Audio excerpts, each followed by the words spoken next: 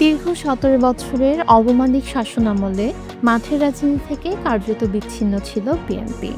Chairperson Begum Khaleda জিয়ার কারাবাস এবং ভারপ্রাপ্ত চেয়ারম্যান তারেক রহমানের নির্বাসনের কারণে দলটির রাজনৈতিক কর্মকাণ্ড সীমিত হয়ে পড়ে।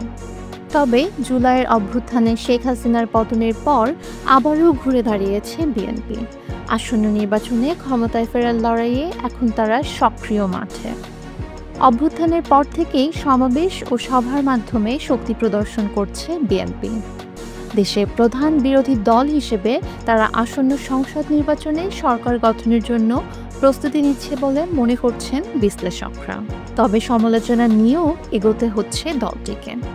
রাজনৈতিক বিশ্লেষক ও সিনিয়র সাংবাদিক মাসুদ কামাল সম্প্রতি এক টকশোতে বলেন, সাধারণ মানুষ বিএনপির চাঁদাবাজিতে অতিষ্ঠ, বিকল্প চাইলেও পাচ্ছে না। তিনি মনে করেন, যদি সব রাজনৈতিক শক্তি একত্র হয় তবে বিএনপির বিকল্প তৈরি হতে পারে। এদিকে জামায়াত, এনসিপি এবং অন্যান্য ইসলামী দল বৃহৎ জোট গঠনের চেষ্টা করছে। যদি এই জোট বাস্তবে রূপ নেয় তাহলে আসন্ন নির্বাচনে বিএনপির সঙ্গে হাড্ডাহাড্ডি লড়াইয়ের সম্ভাবনা তৈরি হতে পারে। তবে ঢাকা বিশ্ববিদ্যালয়ের সাম্প্রতিক ডাকসু নির্বাচনে বিএনপি সমর্থিত ছাত্রদল ভরাডুবির মুখে পড়েছে। ডাকসুর ২৮টি পদের মধ্যে ২৩টি জয়ী হয়েছে শিবির সমর্থিত ঐক্যবদ্ধ প্যানেল।